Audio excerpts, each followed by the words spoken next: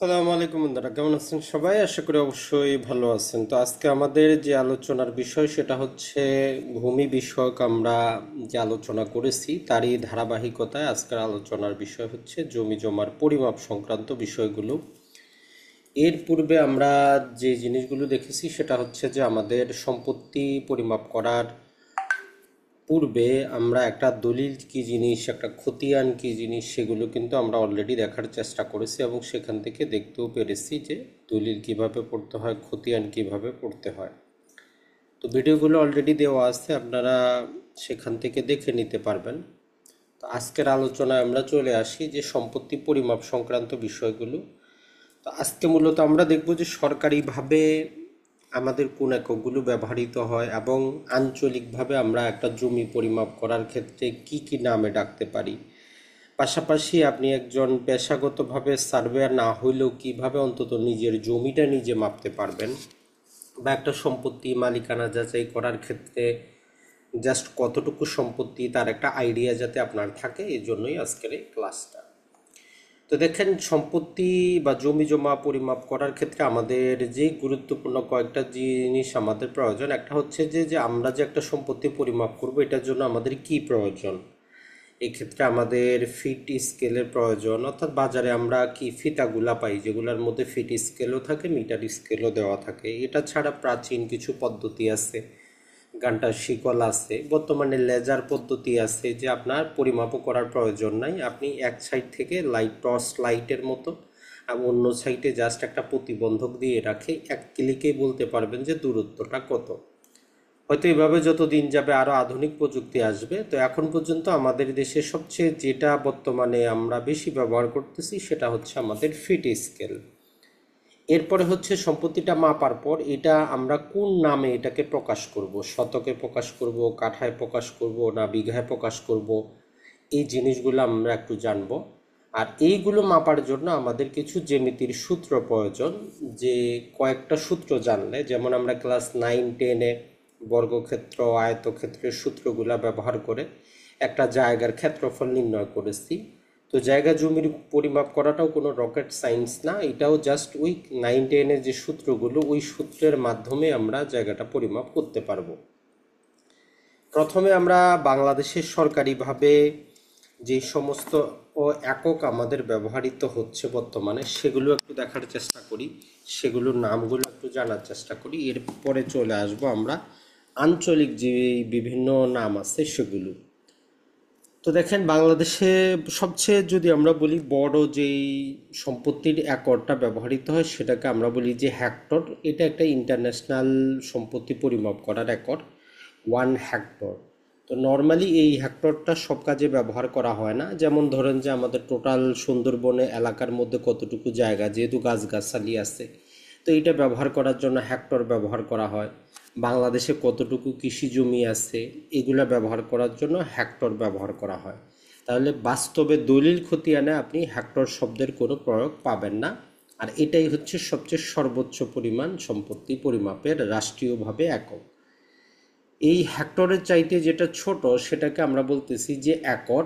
এই একরটাই আমরা সব ক্ষেত্রে পাবো, দলিল খতিয়ানে আমরা পাবো। মূলত বলতে পারি যে এই একর থেকেই আমাদের জমি মাপার যত হিসাব নিকাশ শুরু হয়েছে। এখন এই একরের চাইতে ছোট আমরা কিছু বিঘা বলে জিনিস পাবো, এর চাইতে ছোট আমরা কাঠা বলে জিনিস পাবো, এর চাইতে ছোট আমরা শতাংশ বলে জিনিস পাবো। এখন যেহেতু সম্পত্তির দাম বৃদ্ধি পেয়েছে, ছোট ছোট ক্ষুদ্রাংশে আমাদেরকে ভাগ করতে হয়, এই জন্য অযুতাংশ আমরা পাবো। তাহলে টোটাল সরকারিভাবে আমরা যদি বলি এই 6 প্রকারের নাম আমরা বিভিন্ন সরকারি দলিল দস্তাবেজে পেতে পারি। তাহলে সবচেয়ে বড় হচ্ছে হেক্টর এবং সবচেয়ে ছোট হচ্ছে আমাদের অযুতাংশ। একটু পরে আমরা দেখব যে এগুলা দ্বারা কতটুকু সম্পত্তি বোঝায়, এগুলার সাথে কি সম্পর্কটা আছে। তবে মূলত আমাদের মনে রাখতে হবে যে এই একর জিনিসটা এবং শতক, অযুতাংশ, এই তিনটাই আমাদের জন্য যথেষ্ট ভূমি বোঝার জন্য। নর্মালি যদি আমরা বলি যে এই একর, শতক এবং অযুতাংশ, এর মধ্যে যে এই একর যতটুকু সম্পত্তি আসবে এটাকে যদি আমরা 100 দিয়ে ভাগ করি তাইলে আমরা শতাংশ পেয়ে যাব ক্ষুদ্র হিসাবে। আর এই শতাংশটাকে যদি আমরা 100 দিয়ে ভাগ দেই তাহলে অযুতাংশ পেয়ে যাব আমরা খুব সহজেই। এখন আমরা এই একরের ধারণাটা কিভাবে আসলো এটা একটু বোঝার চেষ্টা করি। আজকে আমরা হয়তো যত সহজভাবে বললাম যে এই 6 প্রকারের একক একক আছে, আজ থেকে 200-300 বছর আগে এরকম কিছুই কিন্তু ছিল না। না আমাদের ফিট স্কেল ছিল, না মিটার স্কেল ছিল, না দশমিক ছিল, এগুলো কিছুই কিন্তু ছিল না। তো সর্বপ্রথম তখন যেটা করা হয় যে তারা সম্পত্তি পরিমাপ রিলেটেড গান্টার চেইন বলে এক প্রকারের চেইন আবিষ্কার করে, যেই চেইনটা সম্ভবত এখানে আছে। এই রকম চেইনের মাধ্যমেই সর্বপ্রথম একটা জমির দৈর্ঘ্য পরিমাপ করার নিয়ম পদ্ধতি তারা আবিষ্কার করে মিস্টার গান্টা। ওই জন্য ও তার নাম অনুসারে নাম হচ্ছে যে গান্টার চেইন, একজন ফরাসি যদি বলি ব্যক্তি। তো তার এই নাম দিয়ে এই চেইন দিয়েই সর্বপ্রথম ভূমি জরিপ করা হয়। এর পূর্বে কোনো প্রকার আর জরিপ করার জায়গা কিন্তু ছিল না। তো এর পূর্বে তারা প্রাথমিকভাবে যে কাজটা করা হইতো, যেমন ধরেন যে যাদেরই গ্রামাঞ্চলে যাওয়ার অভিজ্ঞতা আছে, কৃষি আবাদ করেছেন, দেখবেন যে আমরা যারাই কৃষি আবাদ করি, আপনি এইটা যদি আপনার সম্পত্তি হয়, আপনি যদি কি করেন, গরু দিয়ে যদি হাল মারতে যান, আপনাকে কি করতে হয়, এইভাবে অর্ধেক পর্যন্ত নিয়ে আপনি এটাকে ছোট করে করে করে যখন ক্ষুদ্র হয়ে আসলো তখন আরেকটা নেন। তো প্রাথমিকভাবে তারা একটা স্ট্যান্ডার্ড সাইজ নেয় যে একজন কৃষক অন অ্যাভারেজে সকাল থেকে মোটামুটি বিকাল পর্যন্ত, মানে একদিনে কতটুকু সম্পত্তি সে চাষাবাদ করতে পারে। পূর্বে জায়গা কিন্তু অনেক লম্বা চড়া ছিল, আমাদের আজকের মতো এত ছোট ছোট জায়গা কিন্তু ছিল না। তো প্রাথমিকভাবে তারা ওই জায়গা থেকে একটা আইডিয়া নেয় যে আমরা এতটুকু জায়গাকে একটা স্ট্যান্ডার্ড সাইজ দিব, যে একজন কৃষক সকাল থেকে সন্ধ্যা পর্যন্ত যতটুকু জায়গা তারা চাষাবাদ করতে পারতেছে ওইটাকে একর হিসাবে অবহিত করা হয়। এখন এর মধ্যে কতটুকু জায়গা আছে, তো আমরা আজকে তো খুব সহজেই বলে দিচ্ছি যে এখানে কি আছে, 660 ফিট যদি লম্বা হইতো সেটা, এবং 66 ফিট চওড়া, এতটুকু জায়গা একজন কৃষক অন অ্যাভারেজে তারা দেখলো যে একদিনে জমি চাষাবাদ করতে পারে। তো এইটাকে তারা একটা ভিত্তি হিসাবে নিল একর। আজকের বাস্তবতায় যদি আমরা মেনে নেই, দেখে নিই, এটা আমাদের 43,560 স্কোয়ার ফিট জায়গা হয়। তো এইটা আপনারা সবসময় মুখস্থ রাখবেন, এটা কাজের জিনিস আমাদের। তাহলে 43,560 স্কোয়ার ফিট জায়গাকে আমরা বলি যে 1 একর সম্পত্তি। এখন বর্তমানে দেখবেন যে রাষ্ট্রীয় সব কাগজে একর শব্দ ব্যবহার করা হচ্ছে। তাহলে 1 একর বলতে এই 43,560 স্কোয়ার ফিট জায়গা বুঝে। তো এটা অনেক বড় কিন্তু জায়গা। এইটাকে যদি আমরা ছোট করে বুঝতে চাই, এটাকে যদি আপনি 100টা ভাগে ভাগ করেন তাহলে প্রতি ভাগকে আমরা বলবো কি 1 শতক। যেই 1 শতক 2 শতক করে আমরা সম্পত্তির নাম জানি, তাহলে 1 একরকে যদি আমরা 100 ভাগে ভাগ করি, প্রতি ভাগকে আমরা বলবো 1 শতক। আর এখানে আমাদের মোটামুটি 435.60 কি আসে, স্কোয়ার ফিট জায়গা আসে। এইটা হচ্ছে আমাদের 1 শতক। তো যেহেতু সম্পত্তির দাম বৃদ্ধি পেয়েছে, জায়গাগুলো ছোট হয়ে আসতেছে, এই শতককেও আমরা 100 ভাগে ভাগ করতেছি, যেটাকে আমরা বলতেছি যে অযুতাংশ। তার মানে এই 1 শতককে যদি 100 দ্বারা ভাগ করি তাহলে মোটামুটি 4.356 স্কোয়ার ফিট, খুবই ক্ষুদ্র পরিমাণ একটা জায়গা আসবে। তাহলে জায়গা জমি পরিমাপ যদি আপনি বুঝতে চান, এই তিনটা বুঝলেই আপনার জন্য প্রাথমিকভাবে যথেষ্ট, যে 1 একর সম্পত্তি হচ্ছে আমাদের 43,560 স্কোয়ার ফিট। আর এর 100 ভাগের 1 ভাগকে আমরা বলি শতক, আর 1 শতকের 100 ভাগের 1 ভাগ হচ্ছে আমাদের অযুতাংশ। তো এই জন্য যদি আপনি ধরেন যে আপনাকে বলা হয় যে আপনার 50 শতক জমি আছে, তো এইটাকে আপনি একরে নিয়ে যান, তাহলে কতটুকু হবে? তাহলে আপনার 50 শতক মানে আমরা কি জানি যে আমাদের 100 শতকে হচ্ছে 1 একর। তাহলে আপনি 50টা উপরে রাখেন, 100টা নিচে দেন, ভাগ দিলে দেখবেন যে আপনি 0.5 পর্যন্ত পাবেন। তো এখন যেহেতু তারা বিভিন্ন অনলাইনেও আপনি নাম জারি করতে গেলে দেখবেন যে মিনিমাম 4 ডিজিট দেওয়া থাকে, তো ওই জন্য পিছনে তারা শূন্যগুলো দিয়ে দেয়। তাহলে আপনার 50 শতক জমি আমরা যদি একরে নেই, 0.5 একর হবে। তো বাকি 3টে শূন্য আপনার উচ্চারণ না করলেও চলবে। একই রকমভাবে এখন আপনার যদি 20 শতক সম্পত্তি থাকে, তো এইটাকে আপনি একরে নিয়ে যাবেন কিভাবে? জাস্ট 100 দিয়ে আপনি ভাগ দেন, হয়ে যাবে আপনার কি 0.2 একর। এখন আপনার ধরেন যে 2 শতক শুধু জমি আছে, একরে নিলে আপনি এটাকে 100 দ্বারা ভাগ দেন, তখন আপনার 0.02 একর হয়ে যাবে। তো তো এইটাই হচ্ছে আমাদের একর এবং শতকের সম্পর্ক। আবার উল্টাভাবে যদি আপনি নিতে চান, যে কেউ আপনারা বললো যে তার কি আছে 0.5 একর সম্পত্তি আছে, তো এইটাকে জাস্ট আপনি 100 দ্বারা গুণ দেন, তাহলে 50 শতক আপনার চলে আসবে। তো এই জাস্ট নিয়মটা একটু আপনি জানবেন, যে আমার 100 শতকে হচ্ছে আমার 1 একর, আর এই যে 1 শতকে হচ্ছে আমার 100 অযুতাংশ। এখন কেউ বললো যে আপনার সম্পত্তি মাত্র 50 অযুতাংশ, খুবই ক্ষুদ্র পরিমাণ, এটাকে যদি একরে নিতে চান আপনি কি করবেন? তাহলে আমরা প্রথমে একর থেকে শতকে আনছি 100 দ্বারা ভাগ দিয়ে, আর শতক থেকে আমরা অযুতাংশ আনছি কত, 100 দ্বারা। তাহলে যদি আমরা এই আপনার 50 অযুতাংশকে কি করি, এক্ষেত্রে 10,000 দিয়ে যদি ভাগ দেই, তাহলে আমরা কি পেয়ে যাব, একরটা পেয়ে যাব। তো মূলত তাহলে আমাদের বর্তমানে অনলাইন সিস্টেমে আপনি যে 4 ডিজিট 5 ডিজিট পাচ্ছেন, এগুলো তারা অযুতাংশের চাইতেও ছোট, সেটা এই যে লক্ষাংশ তারা ব্যবহার করতেছে, কারণ যে জমির পরিমাণ খুবই ক্ষুদ্র, জমির দাম যেহেতু বেশি, যাতে কারো কোনো কম বেশি না হয়। এখন এই সম্পর্কটা আমরা একটু দেখে নেই, যে জিনিসগুলো আমরা জানলাম সরকারি বিভিন্ন এককগুলা। 1 হেক্টর সমান কতটুকু জায়গা আসলে বোঝায়। তো আমরা শতকটা বুঝতে পারছি যে 1 শতক কতটুকু জায়গা, মূলত 247 শতাংশ জমি, যেটাকে আমরা বলতে পারি যে 2.57, কারণ 100 দ্বারা ভাগ করলে আমরা 1 একর পাবো। তাহলে 1 হেক্টর সমান আমাদের 2.47 একর, বা আমরা বলতে পারি 247 শতক সম্পত্তি। এখন এই যে সরকারি বিঘাটা 33 শতাংশে 1 বিঘা হয়, যেমন যে সরকার বলে যে আমার 25 বিঘা পর্যন্ত আপনাকে খাজনা দিতে হবে না, ওইটা সরকারি বিঘা 33 শতাংশ পর্যন্ত বোঝায়। এখন যে কাঠা জিনিসটা আছে, দেখবেন যে ঢাকা শহরে বা বিভিন্ন জায়গায় কাঠা হিসাবে সম্পত্তিগুলো বিক্রি হচ্ছে, বিভিন্ন ফ্লটগুলো। তো স্ট্যান্ডার্ড সাইজে যদি আমরা নেই, 1.65 শতকে হচ্ছে আমাদের 1 কাঠা। জাস্ট এই কয়টা জিনিস জানলে আমাদের জন্য কিন্তু যথেষ্ট। তবে সারা বাংলাদেশে আপনি যেখানেই যাবেন, সবচেয়ে বেশি যেটা ব্যবহৃত হয় এবং যেটা আপনার জানা প্রয়োজন, সেটা হচ্ছে আমাদের এই শতক বা শতাংশ।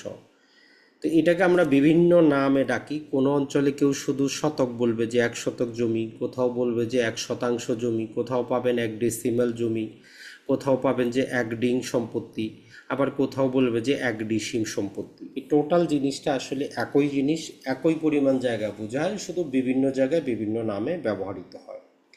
তাহলে এইখানে কতটুকু সম্পত্তি, এই মানটা আপনারা মুখস্থ করে নেবেন। যখনই আপনি কোনো সম্পত্তি পরিমাপ করবেন, এইটা দ্বারা ভাগ করলেই আপনি 1 শতক, 1 শতাংশ, 1 ডিসিম পেয়ে যাবেন।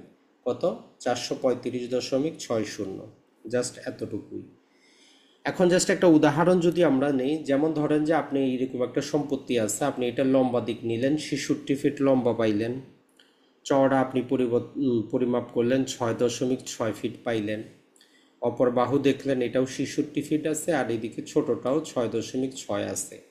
তো এইটার মধ্যে যে দৈর্ঘ্য এবং প্রস্থ আমরা গুণ করলে আমরা কত পাবো, এই যে 435.60, মানে 1 শতক সম্পত্তি পাবো। এখন আপনার প্রতিটা সম্পত্তি তো আর এইরকম একদম আয়তাকার হবে না, দেখবেন যে কোথাও আপনার জমি আঁকা বাঁকা, কোথাও হচ্ছে যে এরকম ত্রিভুজ আকার, কোথাও একদম স্কোয়ার।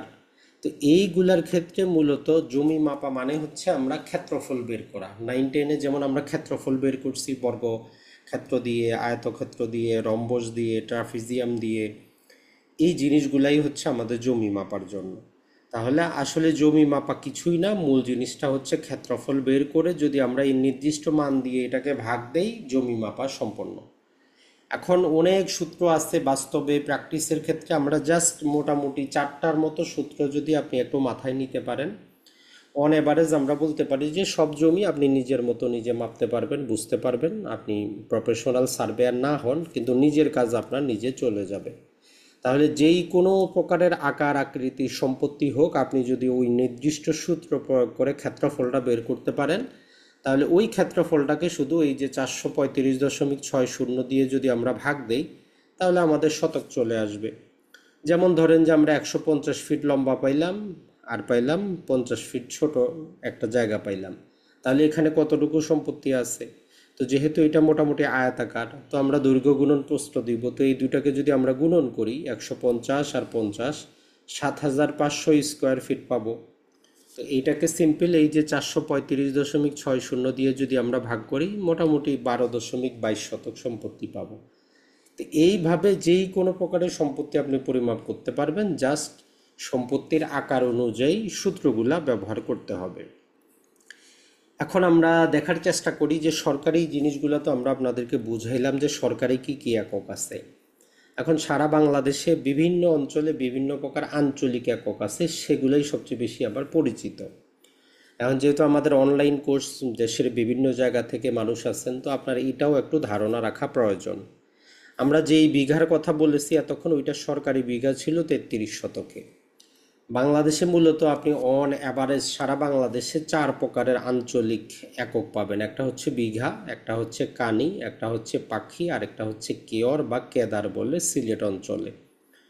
এইটা আমরা প্রথমেই করে নিই। মূলত সিলেটটা আসাম প্রদেশের অধীনে ছিল, আসাম অঞ্চলের সম্পত্তি পরিমাপ করার নিয়মকানুন সম্পূর্ণ ভিন্ন।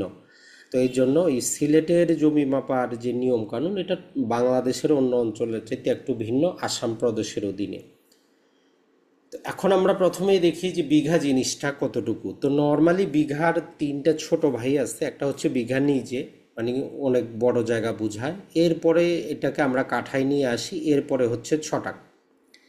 এখন প্রথমেই আপনি যখনই কোনো বিঘা শুনবেন যে 1 বিঘা সম্পত্তি, আপনাকে আগে প্রশ্ন করতে হবে 1 বিঘার মধ্যে কত শতাংশে 1 বিঘা। সরকারি বিঘা হইলে 33 শতক হবে। আর যদি আঞ্চলিক বিঘা হয়, এগুলারও আবার কোনো নির্দিষ্ট টাইম লিমিট নাই, নির্দিষ্ট কোনো ক্ষেত্র নাই। কোথাও দেখবেন যে 50 শতকে বিঘা, কোথাও 60 শতকে বিঘা, কোথাও 30 শতকে বিঘা।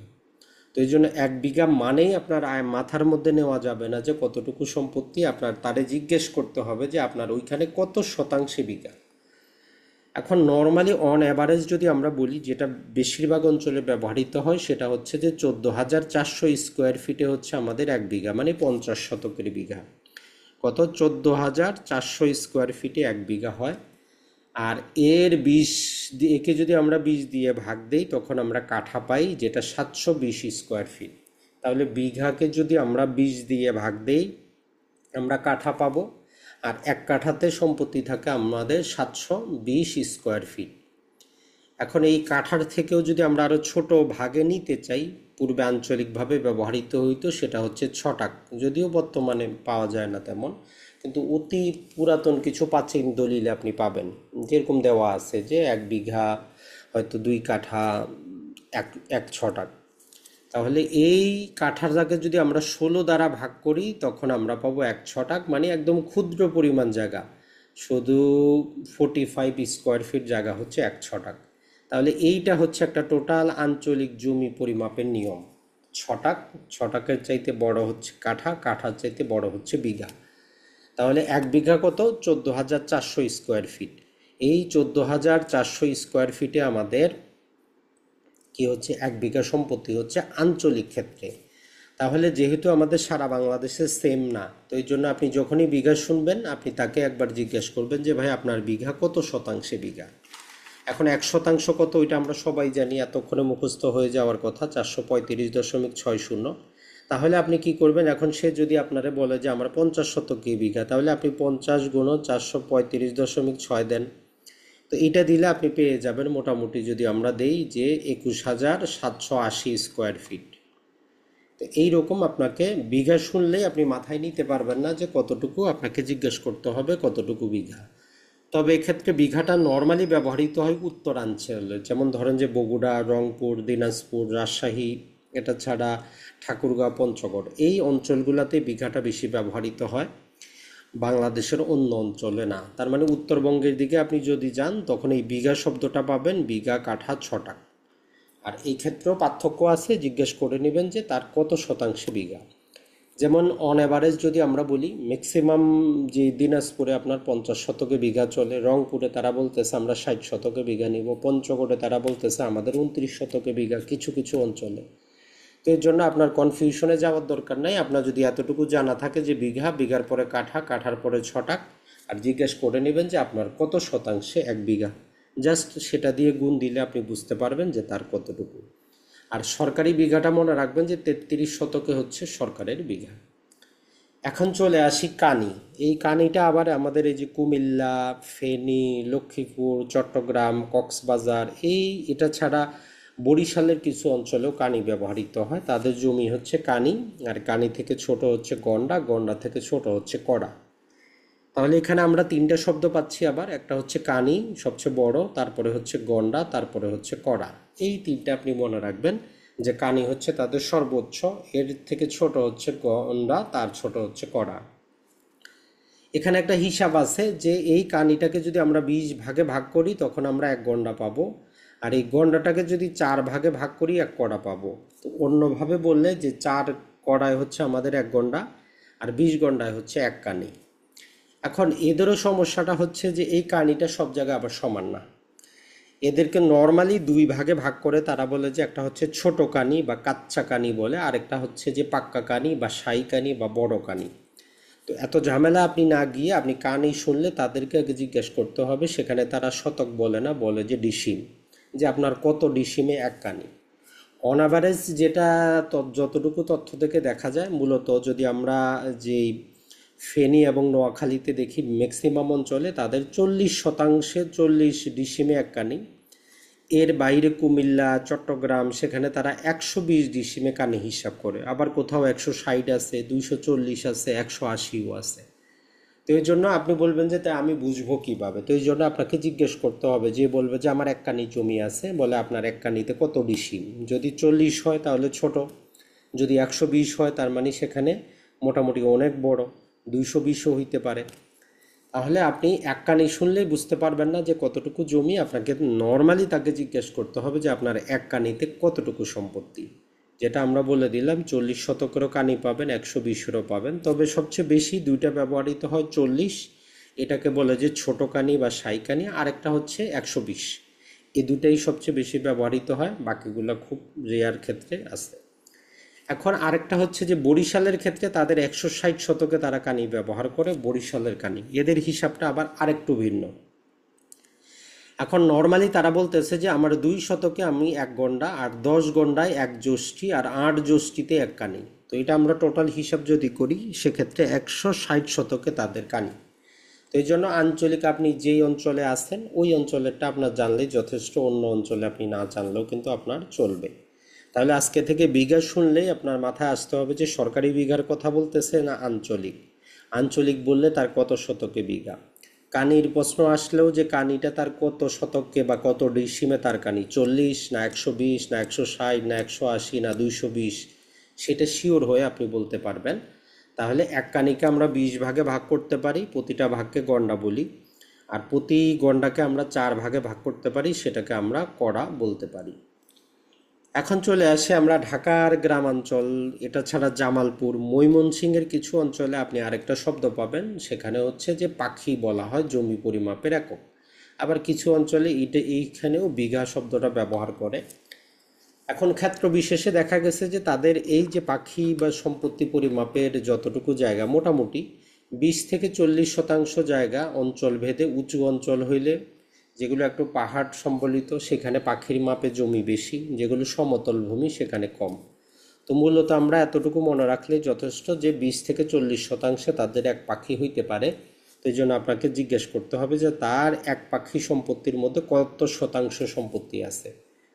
অন অ্যাভারেজে 20 থেকে 40, বিশেষত উঁচু জমিগুলোতে 40 শতাংশ থাকে, নিচু জমিতে 20 শতাংশ হিসেবে তারা পরিমাপ করে। আর সিলেটে যেটা আমরা বলেই দিলাম যে এটা সম্পূর্ণ আসাম অঞ্চলের অধীনে তারা কি করে এই পরিমাপটা করে, এদের ক্ষেত্রে কেয়র বলা হয়। তো 1 কেয়র সম্পত্তি তাদের হিসাবে আমরা যদি দেখি 17,280 স্কোয়ার ফিট, ওই অনুযায়ী দেখা যায় যে মোটামুটি 39.67% জমিকে 1 কেয়রের অন্তর্ভুক্ত হয়। তাহলে এই হচ্ছে সারা বাংলাদেশের যদি আমরা বলি কিছু জমির আঞ্চলিক পরিমাপ: বিঘা, কানি, পাখি এবং কেয়র। এখন আমরা যদি দেখার চেষ্টা করি যে এইগুলার মধ্যে যে যোগসূত্রটা আমরা একটা দিয়েই করতেছি, কোনটা? শতাংশ। বিঘার ক্ষেত্রেও শতাংশ, কানির ক্ষেত্রেও শতাংশ, পাখির ক্ষেত্রেও শতাংশ। তো এই জন্য এই যে 1 শতক সমান 435.60 বর্গ ফিট, এইটা আমরা মনে রাখবো। আর একটা জিনিস মনে রাখবেন, জমি কখনো একপাক্ষীয় মানে সরল রেখায় পরিমাপ করা যায় না। যেমন ধরেন যে এইদিকে আমরা 10 ফিট নিলাম, তো এইভাবে আমরা জমি পরিমাপ করতে পারবো না। জমি সবসময় দুই পক্ষে হয়। এই যে দুইটা সরল লেখা গেল, এর মধ্যবর্তী যে জিনিসটা ওইটাই হচ্ছে আমাদের ক্ষেত্রফল। তো এই জন্য এখানে বর্গ ফিট হয়, দুইটা ফিট যখন আমরা গুণ করব ওই জন্য বর্গ ফিট হয়। তো এইটা হচ্ছে আমাদের সম্পত্তি পরিমাপ রিলেটেড কিছু টুকিটাকি জিনিস। এখন মূলত আমরা 4টা সূত্র মোটামুটি আইডিয়া নেওয়ার চেষ্টা করব, এর মাধ্যমে আপনি অন অ্যাভারেজ আপনার যে কোনো সম্পত্তি আপনি পরিমাপ করতে পারবেন। প্রথমেই আসি যে আয়তক্ষেত্রের ক্ষেত্রফলের সূত্র। এটা অন অ্যাভারেজ আমাদের সবারই মনে আছে যে দৈর্ঘ্য লম্বা দিক আর প্রস্থ মানে ছোট দিক, এই দুটাকে গুণ করলে ক্ষেত্রফল পাওয়া যায়। এখন ধরেন যে এটা বাস্তবে আপনার জমি, তো এখান থেকে আপনি যখন মাপা শুরু করবেন, লম্বাটা আপনি মাপলেন 100 ফিট পাইলেন, এখান থেকে আপনি চওড়াটা মাপলেন, ধরলাম যে 50 ফিট পাইলেন, এরপরে অপোজিট পক্ষের যে লম্বা সেটাও 100 ফিট আর চওড়াটাও 100 ফিট। তো এইটার ক্ষেত্রফল বের করব কিভাবে? আমরা দৈর্ঘ্য গুণন প্রস্থ ইকুয়াল টু ক্ষেত্রফল, এটা হচ্ছে আমাদের জ্যামিতির সূত্র। তো এইটা জাস্ট মনে রাখবো, দৈর্ঘ্য এবং প্রস্থ যদি আমরা গুণন করি 5000 স্কোয়ার ফিট পাবো। তাহলে কতটুকু জমি আছে? ওই যে আমরা শতকে নিব, 435.60 দিয়ে ভাগ করলে 11.47% জমি পেয়ে যাবে। এখন সমস্যা হচ্ছে, বাস্তবে আয়তক্ষেত্র হইতে গেলে যে জিনিসটা হয় যে আসলে এই যে বিপরীত বাহুগুলো সমান হইতে হয়, এরকম পাওয়া খুব দুরূহ ব্যাপার। এটা ছাড়া অপোজিট কোণগুলো 90 ডিগ্রি হইতে হয়, তো এরকম পাওয়াটাও খুব দুরূহ ব্যাপার। এরকম কিন্তু হয় না অন অ্যাভারেজে। দেখবেন যে আপনার সম্পত্তি যদি এদিকে লম্বা 110 ফিট থাকে, অপোজিট দিকে কমে যায়, এদিকে 60 ফিট থাকলে এদিকে 50 ফিট। তার মানে আয়তক্ষেত্রে বাস্তবে পাওয়া খুব রেয়ার। আপনার সম্পত্তি যে একদম 90 ফিটই থাকবে, 90 ডিগ্রি অ্যাঙ্গেলেই থাকবে, এমন কিন্তু সম্ভব না। তো এই জন্য অন এভারেজ আরেকটা সূত্র আমরা ব্যবহার করি, যদিও 100% সঠিক না, তারপরও ধারণা নেওয়ার জন্য আপনার জন্য যথেষ্ট। তো এখন আপনার এই দিকে পাইলেন লম্বা 110, বিপরীত দিকে পাইলেন আপনি 100, এদিকে পাইলেন 60, এদিকে পাইলেন 50, তার মানে 4টা বাহু ভিন্ন ভিন্ন আপনার পরিমাপ দিচ্ছে। তো এই জন্য এগুলোকে আমরা গড় দৈর্ঘ্য বলি। আমরা গড় দৈর্ঘ্য এবং গড় প্রস্থ নিব। তো গড় প্রস্থ একটা হচ্ছে 50, একটা হচ্ছে 60, যোগ করে 2 দিয়ে ভাগ দিলে আমরা 55 পেয়ে যাচ্ছি কি তার চওড়া। একই রকমভাবে 110 হচ্ছে তার এক সাইডে লম্বা, 100 হচ্ছে অন্য সাইডে লম্বা। তো এই দুটাকে যোগ করে 2 দিয়ে ভাগ দিলে আমরা 105 পিস পেয়ে যাচ্ছি তার গড় দৈর্ঘ্য আর গড় প্রস্থ। তাহলে গড় ক্ষেত্রফল কত হবে? এই দুটাকে আমরা গুণন করে দেব, 55 গুণন 105। তো টোটাল আমাদের 5775 স্কোয়ার ফিট সম্পত্তি। তো এইটাকে আমরা যে কোনো এককে প্রকাশ করতে চাইলে ওই যে 435.60 দিয়ে যদি আমরা ভাগ দিই, মোটামুটি 13.25% সম্পত্তি পাবো। তাহলে এখন থেকে যখনই আপনি দেখবেন যে মোটামুটি এই যে আমরা এটাকে আমরা বলি যে গড় সূত্র, জাস্ট আমরা কি করে নিই, গড় করে নিই। তবে যদি আপনার বেশি পার্থক্য হয়, যেমন ধরেন যে এখানে আছে 110, এদিকে হয়ে গেল আপনার মাত্র 50, তো এইরকম ক্ষেত্রে এটা সঠিক অ্যান্সার দিবে না। এটা তখনই সঠিক অ্যান্সার দিবে যখন পাশাপাশি একটু পার্থক্য থাকবে, যেমন এদিকে 50, এদিকে 60, এদিকে 100, এদিকে 90, এরকম হইলে আপনি একটা আনুমানিক আইডিয়া নিয়ে নিতে পারেন। তো এটা জাস্ট আপনার বেসিক একটা সূত্র। এখন আপনি যদি চান যে না আমি 100% একদম কারেক্ট করেই সম্পত্তিটা পরিমাপ করব যাতে কোনো প্রকার ভুলভ্রান্তি না থাকে, তো সেটার জন্যও হচ্ছে আমাদের এই যে বিষমবাহু বলে আমরা ত্রিভুজ একটা পড়েছি, বিষমবাহু ত্রিভুজ। নর্মালি আমরা কি জানি, কোণ ভেদে ত্রিভুজ 3 প্রকার, বাহু ভেদে 3 প্রকার, টোটাল আমাদের 6 প্রকারের ত্রিভুজ আছে। তো কাজের আমরা লাগাবো শুধু একটাই, যেগুলার কোনোটা বাহুই সমান না, প্রতিটা বাহু ভিন্ন ভিন্ন, তাকে বলি আমরা বিষমবাহু ত্রিভুজ। এখন এই বিষমবাহু ত্রিভুজের ক্ষেত্রফল নির্ণয় করার জন্য বিখ্যাত সূত্র হচ্ছে আমাদের কি হ্যারনস ফর্মুলা। এই ফর্মুলাতে আমরা যদি সম্পত্তি পরিমাপ করি জমিটা কমে যায়, এটাই সঠিক। এই হ্যারনস ফর্মুলা যদি আপনি ব্যবহার করেন, দেখবেন যে স্বাভাবিকভাবে আমিনে মেপে যদি আপনাকে 4 শতক বের করে এই হ্যারনস ফর্মুলায় মাপলে আপনি পাবেন মোটামুটি 3.75, 3.80, মানে 4 থেকে কমে যাবে। এটাই হচ্ছে সেই নির্ভুল ফর্মুলা। এখন এই ফর্মুলাটাকে আমরা একটু বোঝার চেষ্টা করি। এই ফর্মুলা প্রয়োগে আমাদের এই যে এ একটা বাহু, বি একটা বাহু, সি একটা বাহু, মানে আপনার জমিটা আমরা ধরলাম 3 কোণা, 3টা বাহুর মাপ আমরা নিলাম। তো তো আমরা প্রথমে কি করি, পরিসীমা, জ্যামিতির একটা পরিভাষা হচ্ছে যে চতুর্দিকে তার কত পরিসীমাটা কত। তখন এই যে তিনটা বাহু আমরা যোগ করি, এ বি সি যোগ করলে আমরা পরিসীমা পাই। তো আমাদের এই হ্যারন্স যিনি এই সূত্রটা প্রয়োগ করছেন, আবিষ্কার করছেন, উনি বলতেছে আপনি এটাকে অর্ধেক করেন, পরিসীমা অর্ধ পরিসীমা আমার দরকার। তাহলে এইটাকে আমরা যদি 2 দিয়ে ভাগ দিয়ে দেই তাহলে আমরা অর্ধ পরিসীমা পাবো, যাকে আমরা বলতেছি যে সেমি পেরিমিটার। তো এই জন্য শুধু সংক্ষেপে অ্যাশ ব্যবহার করি। তাহলে অ্যাশ ব্যবহার করার মূল কারণ হচ্ছে অর্ধ পরিসীমা, সেমি পেরিমিটার, এইটা আমরা অ্যাশের পরিবর্তে ব্যবহার করতেছি। তো এখানে যদি আমরা যে কোনো সংখ্যা দিয়ে যদি 2 দিয়ে ভাগ করে দিই আমরা একটা নির্দিষ্ট মান পেয়ে যাব। এখন এর মূল সূত্র হচ্ছে এটা, আমাদের এই ক্ষেত্রফল বের করার আমাদেরকে একটা রুট ওভার দিতে হবে এরকম। এই যে আমাদের অর্ধপরিসীমা যেটা আছে এটা থাকবে, তো অর্ধপরিসীমা থেকে প্রতিটা বাহু আমরা বিয়োগ করে দিব। এই ক্যালকুলেশনটা আমরা জাস্ট এখানে মানগুলা বসাই দিলে যে মানটা আসবে এটাই আমাদের 100% সঠিক। এখন এইভাবে যদি আপনি গাণিতিক আকারে প্রতিটা করতে যান অনেক সময় লাগবে। তো এই জন্য বর্তমানে অ্যান্ড্রয়েড মোবাইলে অসংখ্য অ্যাপস আছে, আপনার কিচ্ছু করতে হবে না। জাস্ট এই তিনটা বাহুর আপনি মেপে দৈর্ঘ্যগুলা ওই অ্যাপসে ইনক্লুড করলেই আপনার ক্ষেত্রফল চলে আসবে, মানে আপনার 2 সেকেন্ডের কাজ। তারপরে আপনি জাস্ট বেসিক সূত্রটা জেনে রাখলেন যে হ্যারন্স ফর্মুলাটা আসলে কি। এখন অনেক ক্ষেত্রে আপনি কিছু কিছু জমি পাবেন বৃত্তাকার। তো নর্মালি বাস্তবে বৃত্তাকার জমি খুব কম পাওয়া যায়, যেটা পাওয়া যায় সেটা হচ্ছে অর্ধবৃত্তাকার জমি পাওয়া যায়। তারপরেও বৃত্তাকার যদি আপনি কোথাও পান সেক্ষেত্রে আমরা 9-10-এ যে সূত্র পড়েছি ওইটা আমরা প্রয়োগ করব। আমরা পাই বলে একটা শব্দ জানি, পাইয়ের মানটা আমরা অনেক কষ্ট করে সেই 9-10-এ মুখস্থ করেছি যে 3.1416। অথবা এটাকে আমরা যখন ইন্টারে পড়ার সময় এটাকে তখন আর একটু ভদ্রভাবে আমরা 22/7, দুটার মান একই রকম, এটা আমরা ব্যবহার করেছি। তো এইটা এখানে কাজে লাগবে, পাইয়ের মানটা, পাই সমান সমান আর স্কোয়ার। আরটা হচ্ছে কোথা, এই যে বৃত্তের কেন্দ্র যেটা আছে, কেন্দ্র থেকে তার এই অর্ধেক যে জায়গা এটাকে আমরা বলতেছি যে আর বা ব্যাসার্ধ।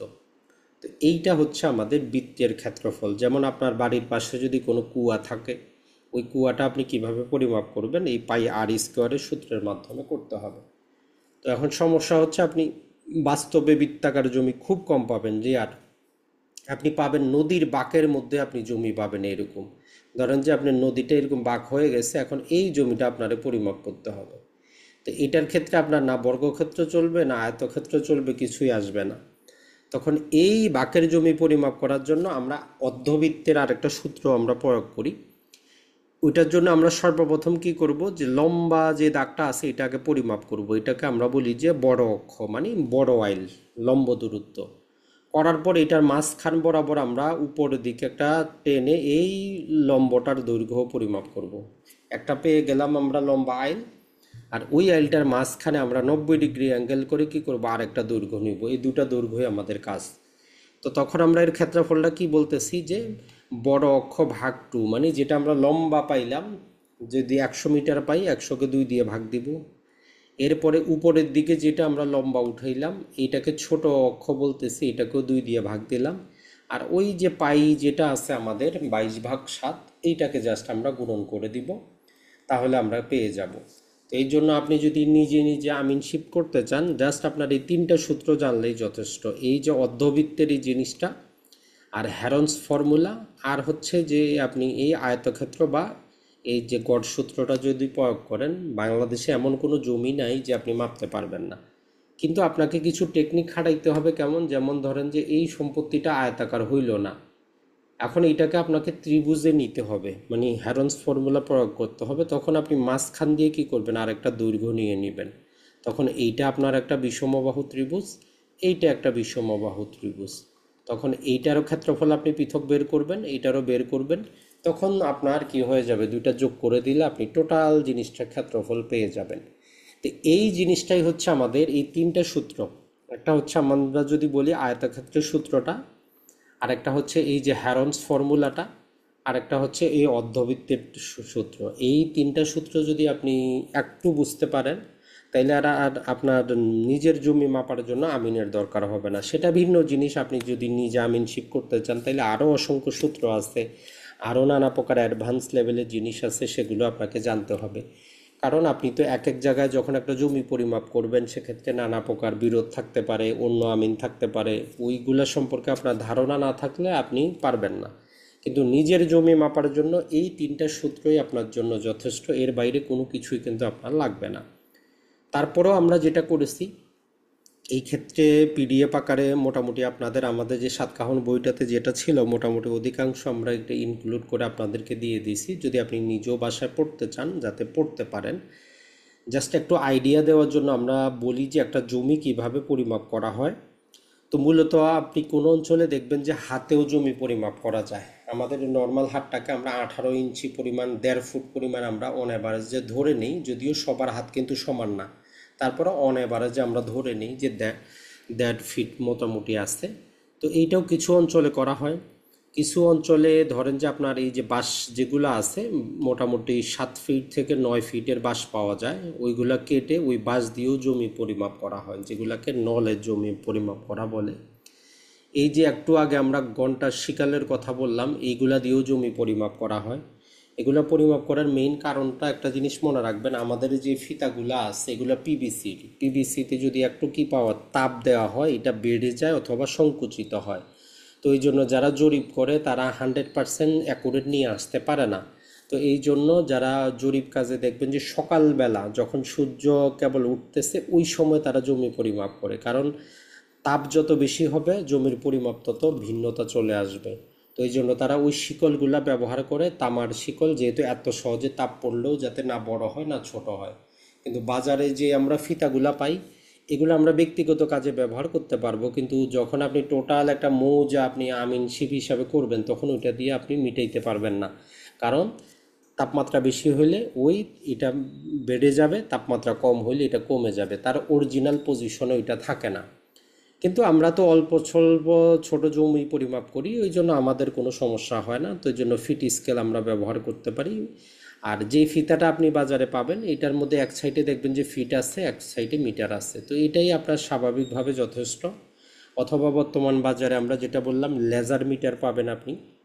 আপনার জমির একাইলে এই জায়গা থেকে ধরে যদি আপনি কি করেন অন করেন, এই অন্য জায়গায় যে কোনো একটা লাঠি অথবা কিছু যদি একটা দিয়ে দেন, একটা বাধা দিয়ে দেন, সে এক ক্লিকে আপনাকে বলে দিবে যে এটা কত মিটার বা কত ফিট লম্বা আছে, যেটা খুবই ইজি। মোটামুটি 2 থেকে 10,000 টাকা বিভিন্ন প্রকার লেজার মেশিন পাওয়া যায়, এটা আপনি ইউজ করতে পারেন যদি আপনার চায়। এখন আমরা যে জিনিসটাতে চলে আসি সেটা হচ্ছে যে গুরুত্বপূর্ণ যেটা, সেটা হচ্ছে যে সূত্রগুলো অনেকগুলো দেওয়া আছে যেগুলো আমরা সহজ বাংলায় উপস্থাপন করার চেষ্টা করেছি, আপনি চাইলে দেখে নিতে পারবেন। যে ক্ষেত্রে এতক্ষণ যেটা আমরা আলোচনা করেছি যে গড় পদ্ধতি যেটা দেখাইলাম, এইভাবে আপনি পরিমাপ করতে পারেন। চাইলে আপনি যদি চতুর্দিকে কি থাকে আপনি আমাদের বর্গমূল পদ্ধতিও আমরা ব্যবহার করতে পারি, তবে অতটা সঠিক অ্যান্সার আমাদেরকে দেয় না, মোটামুটি 95% পর্যন্ত দেয়।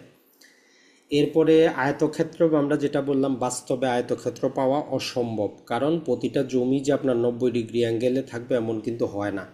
কিন্তু তারপরে আমরা এটা ব্যবহার করি যেহেতু অন এভারেজ দেখা যায় যে 97 থেকে 98% পর্যন্ত অ্যাকুরেট আমাদেরকে রেজাল্ট কিন্তু দেয়।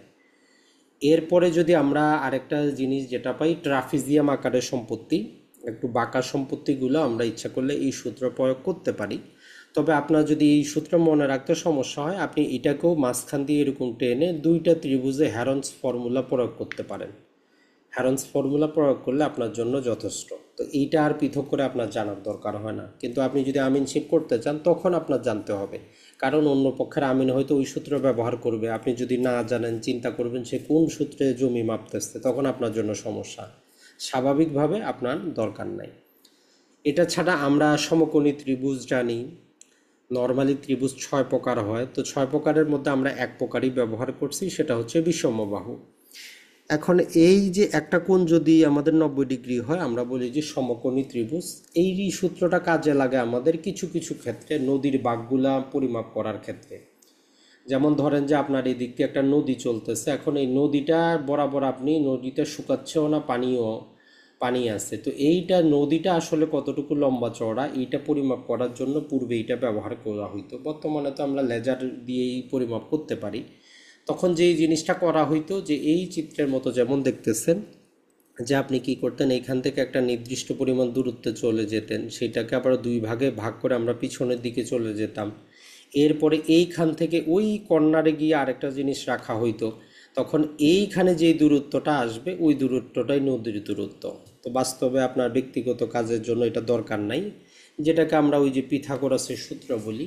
তবে আমিনশিপ করতে গেলে আপনার এটা অবশ্যই জানতে হবে, যেহেতু আপনি যদি একজন সার্ভেয়ার হিসাবে কাজ করতে চান তখন আপনার এই সূত্রগুলোর ধারণা অবশ্যই লাগবে। আর বিষমবাহুটা হ্যারন্স ফর্মুলা আমরা বলেই দিলাম যে হ্যারন্স ফর্মুলা এই একটা সূত্রই আপনার জন্য যথেষ্ট। আর বৃত্তাকার আসলে বাস্তবে জমি নাই, তো বৃত্তাকারের কোনো কাজ নাই, কাজ হচ্ছে আমাদের এই উপবৃত্তাকার এইরকম সম্পত্তি। বিশেষত আপনি নদীর বাঁকের মধ্যে পাবেন, দেখবেন যে হঠাৎ করে নদী বাঁক ধরছে, এখন নদীর বাঁকের এই সামান্য অংশটা আপনার পরিমাপ করতে হচ্ছে। তো আপনি লম্বাটা আগে পরিমাপ নিয়ে নেবেন, তারপরে ছোটটা পরিমাপ করে নেবেন। লম্বা আপনি যেটা পাবেন সেটাকে 2 দিয়ে ভাগ দিবেন, এটাকেও 2 দিয়ে ভাগ দিবেন, যোগ করে ওই শুধু পায়ের মানটা আপনি গুণ করে দিবেন, তাহলেই আমাদের জন্য হয়ে যাবে। এরপরে আরও আধুনিক লেভেলের কিছু সূত্র আছে, কারণ অনেক ক্ষেত্রে দেখবেন যে এরকম আঁকা বাঁকা জমি পাবেন, এইরকম জমি। তো এই যে প্রতিটা ক্ষুদ্র ক্ষুদ্র আপনি কিভাবে পরিমাপ করবেন, তো এগুলোর জন্য আপনার আমিনের দরকার। এগুলো আপনি নিজে পরিমাপ করতে পারবেন না। তারপরে এখানে কিছু সূত্র ব্যবহার করা হয়, মোটামুটি 4 প্রকারের সূত্র আছে এই আঁকা বাঁকা তেড়া জমি পরিমাপ করার জন্য। একটাকে আমরা বলি যে মিড অর্ডিনেট রুল, এরপরে আরেকটা আছে আমাদের অ্যাভারেজ অর্ডিনেট রুল, এরপরে আছে আমাদের এই যে সিমসনের 1/3 রুল। এরপরে যদি আমরা দেখি আরও একটা সূত্র আমাদের থাকার কথা, ট্রাপিজয়েডাল রুল। এই 4টা সূত্রের মাধ্যমে আমরা ওই আঁকা বাঁকা এরকম গোলাকার এই জমিগুলো আমরা পরিমাপ করতে পারি। তো এইগুলা করার জন্য যে নিয়ম কানুন সেগুলা একদিনে বললে তার বোঝা যাবে না, নোটে দেওয়া আছে, আপনি ট্রাই করবেন। তবে 4টা সূত্রের দরকার নেই, জাস্ট যদি আপনি কি করেন এই একটা সূত্র মনে রাখতে পারেন, ট্রাপিজয়েডাল রুল বা 1/3 রুলও বলি, তাইলে আপনি আঁকা বাঁকাগুলো পরিমাপ করতে পারবেন, কোনো সমস্যা নেই। মূলত আসলে যে কাজটা করা হয় এই আঁকা বাঁকা জমিগুলার মাঝখানে একটা লম্বা আমরা দূরত্ব নেওয়ার চেষ্টা করি। লম্বা দূরত্ব নেওয়ার পর যতটুকু সম্ভব পড়ে আমরা এগুলোকে নির্দিষ্ট কিছু ভাগে ভাগ করার চেষ্টা করি, মানে এগুলার আবার দৈর্ঘ্য নেওয়ার চেষ্টা করি আড়াআড়িভাবে। লম্বালম্বি একটা দূরত্ব নেই, তারপরে আড়াআড়িভাবে যতটুকু সম্ভব এরকম এগুলো আমরা পরিমাপ করি। তারপরে ওই সূত্রের মধ্যে পরিমাপগুলো দিয়ে দিলেই আমাদের আউটকামটা চলে আসে। এরপরে যদি আমরা দেখি আরও একটা সূত্র হচ্ছে যে যখন আপনি ওই যে হ্যারন্সের সূত্র প্রয়োগ করতে যাবেন, অনেক ক্ষেত্রে দেখবেন যে ওই জায়গার মাঝখানে কি করা আছে, একটা বাড়ি তৈরি করা আছে অলরেডি। এখন ওই বাড়ির মাঝখান দিয়ে তো আর আপনি যাইতে পারবেন না, এইভাবে তো আর আপনার পক্ষে কি করা সম্ভব না। ওই হ্যারন সূত্র প্রয়োগ করার জন্য এই বাহুর মান জানা তো সম্ভব না। এখন ওই রকম ক্ষেত্রে আমরা কোণ নির্ণয় করার চেষ্টা করি যে এই কোণটা কত ডিগ্রি। এই কোণ নির্ণয় করার জন্য আমাদের সাইন থিটা কস থিটা যেগুলো আমরা পড়েছি রেয়ার ক্ষেত্রে আমাদের কাজে আছে, যে সাইন এরিয়া রুল বলে একটা সূত্র আমরা প্রয়োগ করতে পারি। এটা ছাড়া কস আছে আমাদের, লব কটস আমরা প্রয়োগ করতে পারি। তো এগুলো কিন্তু আমরা আবারও বলতেছি যে আপনার স্বাভাবিকভাবে দরকার নাই, যদি আপনি আমিনশিপ করতে চান তখনই আপনার দরকার। তো এইটা ছিল আমাদের একটা জমি পরিমাপ করার ক্ষেত্রে বেসিক জিনিসগুলো। এখন যদি আমরা একটু ভাগ বাটোয়ারার একটু দেখার চেষ্টা করি যে একটা জমি থেকে আমরা নর্মালি কিভাবে একটা কিছু সম্পত্তি পৃথক করতে পারি। আর যদি আপনার সম্পত্তি অনেক আঁকা বাঁকা হয় সেক্ষেত্রে তো আমরা বললাম আপনাকে আগে অ্যাডভান্স লেভেলের এই সূত্রগুলা জানতে হবে, তারপরে আপনি ভাগ বাটোয়ারা করতে পারবেন। এখন স্বাভাবিকভাবেই আমরা ধরেন যে এইখানে একটা উদাহরণ দেওয়া আছে, যে যেমন ধরেন আপনার কি আছে, একটা সম্পত্তি আছে, সেখান থেকে আপনি 10 শতক জমি পৃথক করবেন, জমিটা মোটামুটি আয়তাকার। তো এই যে আপনি ধরেন যে এই জায়গা থেকে একটা সম্পত্তি এতটুকু সম্পত্তি পৃথক করবেন, তাহলে আপনি আগে কতটুকু পৃথক করবেন এটা চিন্তা করেন। ধরলাম যে আপনি 5 শতক জমি পৃথক করবেন, তাহলে 5 আর প্রতি শতাংশ আগে গুণন দেন কত দিয়ে, 435.60। তাহলে এইখানে আগে কি করেন, আমরা আগে জায়গাটা নিয়ে আসি যে আমি কত করব, এখানে আমার 2178 বর্গফুট জায়গা আমাকে পৃথক করতে হবে। তার মানে জমি আমরা পৃথক করি মানে কি, ক্ষেত্রফলটা পৃথক করতেছি। এখন আপনি দেখবেন যে আপনি চওড়াতে কতটুকু আছে, ধরলাম এখানে আমাদের 50 ফিট আছে একদিকে, তাহলে আমাদের কতটুক আপনি লম্বায় যাবেন, গেলে আপনার 10 শতক হয়ে যাবে। তো এটা কিভাবে বের করবেন, তা আমরা অলরেডি কি পেয়ে গেছি, টোটাল জায়গা কতটুকু? 5 শতক, মানে হচ্ছে যে 2178 বর্গ ফুট। এখন এই যে 50 যেটা আছে, যেটা একদিকে আমরা জানি যে এতটুকু আমার ফিক্স, তাহলে এইটাকে যদি আমরা এইটা দিয়ে ভাগ দেই তাহলে আমরা একটা নির্দিষ্ট মান পাবো। ওই মানটাই হচ্ছে অপর বাহু। তাহলে ওই মানটা হচ্ছে আমাদের কত দেখেন, 43.56।